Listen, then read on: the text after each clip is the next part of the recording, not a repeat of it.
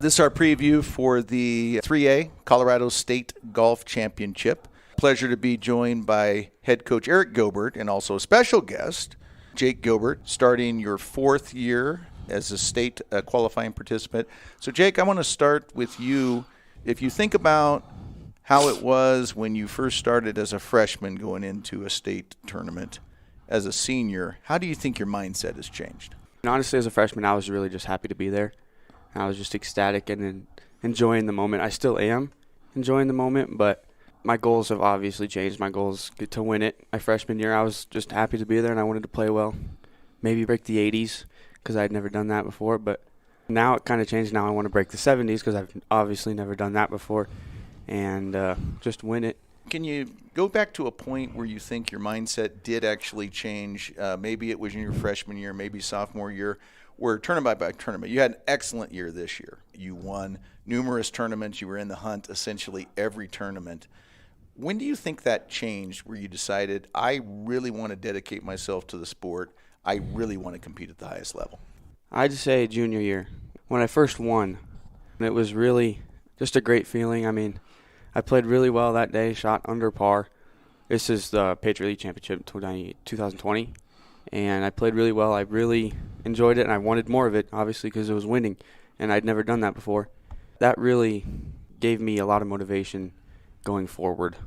Yeah, and Coach Gilbert, to you, as you've seen Jake progress, and I mean, you've watched him golf as a youth to his senior year, but talking about his high school and talking about how he progressed, what do you think are the major differences between him now compared to him as a freshman?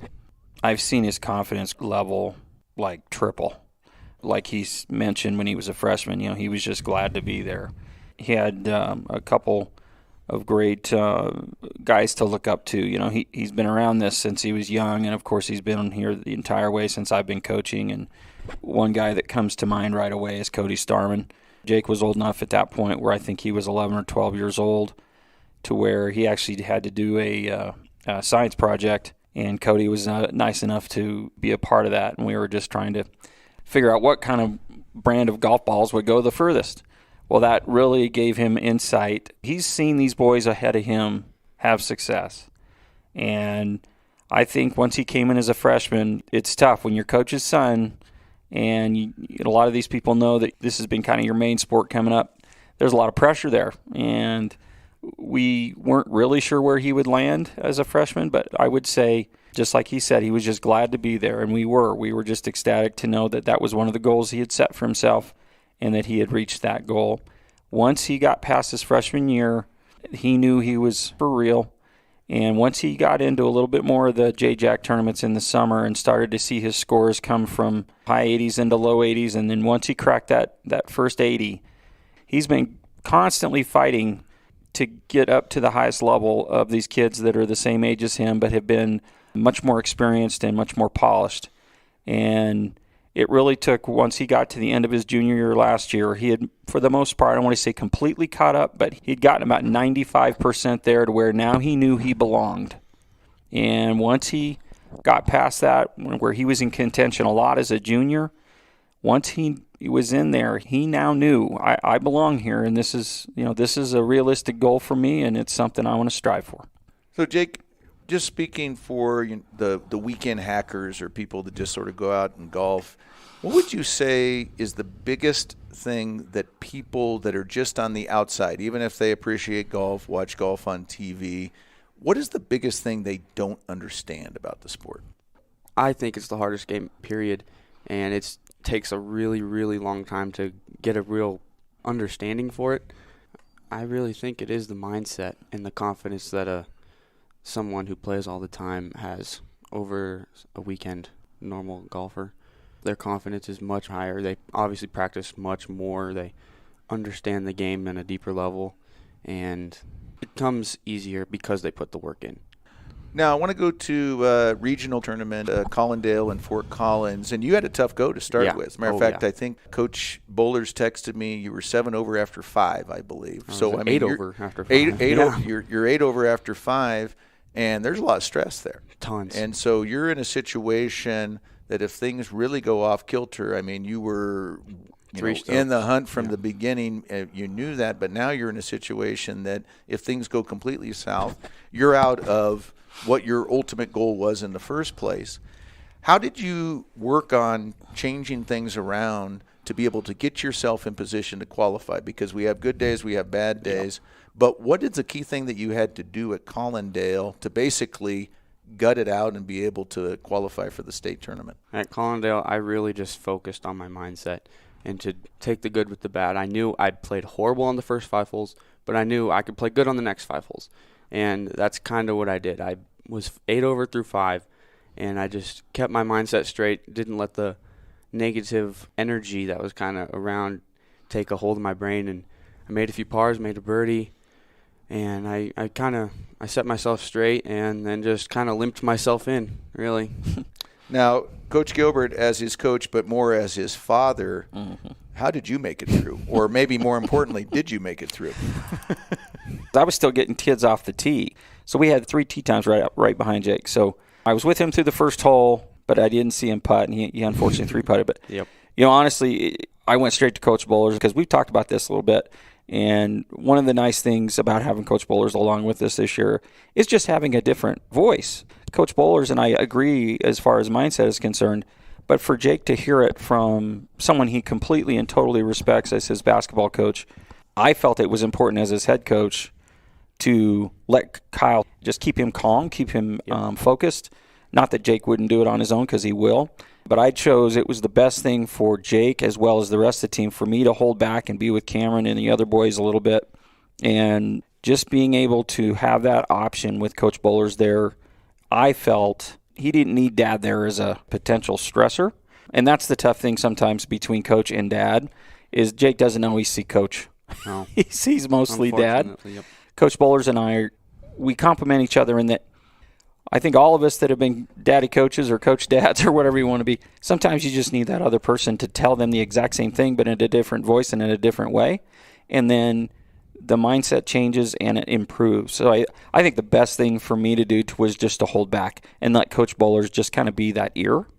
And then if Coach Bowlers had any questions on my end, he would text me.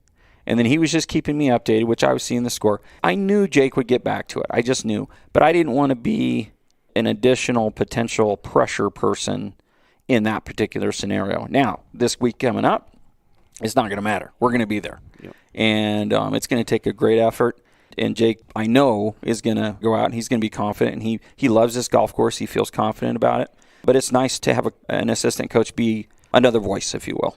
Yeah, and Jake, let's talk a little bit about the state tournament course, Spring Hill at Elizabeth. You live very close to this actual golf course, so you're going to be not in a situation where you have to be at a hotel or anything. But if you could talk a little bit about the course and what you think how it's going to play here. We're early fall, and you're there in the Black Forest area. How's this course going to play? I think this course, I actually was talking to one of my friends. He just played it at his regional, actually. He said the greens are rolling really well, which I am very excited about because the last time I was there, they were not rolling that great.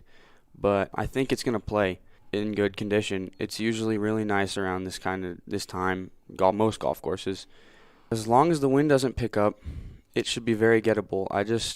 Coach just told me it's going to be about 6,800 yards, which is a little further than most of our tournaments have been this year. Honestly, this might be the furthest tournament I've played in high school. It might be at the high school level, sure. But it's going to be gettable because I know the course pretty well. I've played it a few times, and I know where I can attack. The par 5s are very, very gettable. I can reach pretty much all of them. It just fits my eye. I have a sense of confidence, a little extra boost of confidence just looking at it, kind of. And another question for you. You got the first tee time on Monday, so it's October 4th, October 5th, and it's going to be a 36-hole tournament. But you have the very first tee time on T1. Yep. So they're going to be teeing off from T1, teeing off from T10. Do you think that is an advantage, disadvantage, or is it just sort of a neutral for them? I think it's 100% an advantage because I don't have to follow anyone until at least I get to the back 9. I can at least get myself set on the front 9 with no stress, no waiting, no extra stuff, and I can just kind of set myself into gear and give myself a chance at shooting a good score. And Coach Gilbert, to you, just on and not necessarily the golf course, but just the tournament, the state tournament. As a golf coach, what excites you about the state golf tournament? College golf coaches out, they're big on summer golf, and I get it. There are longer golf courses. There's more opportunities.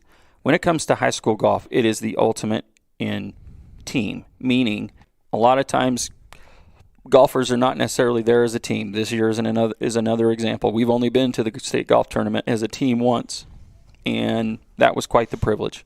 However, this is where individual players can go in and win as a team. And the perfect example was this last weekend with the Ryder Cup. I think that's an awesome opportunity. It's for high school golf. It's the last one. It's the last hurrah. And it's your last opportunity to prove to the state where you stand. It's the ultimate to say that you might have been a state champion. We don't get the typical recognition that other team sports typically get. This is our last chance to prove to the state that you're a worthy contender and a worthy player, and to know that you would have a CHSAA state championship. Your name on that plaque would be an unbelievable honor. But even with that, even if you don't finish at the top, if you're in a top 10 in this deal, we're lucky. 3A, we're just as competitive as 5A. We've got some of the best players in the state. So if you can finish near the top, you're one of the best players in the state. We believe in high school sports. We believe in academics as a part of that. The summer, you don't have to worry about school. During the school year, you have to worry about everything else. And that's why I value state golf at the high school level more than anything. And hopefully more college golf coaches out there will put a little bit more validity into that and understand everything else that comes along with a potential state championship, whether it's a team or an individual honor. The course is Spring Hill in Elizabeth. It's October 4th and 5th, the 3A state championship. Jake, I can't tell you as a Strasburg guy how proud I am you're representing our school, and best of luck. Thank you. Thank you.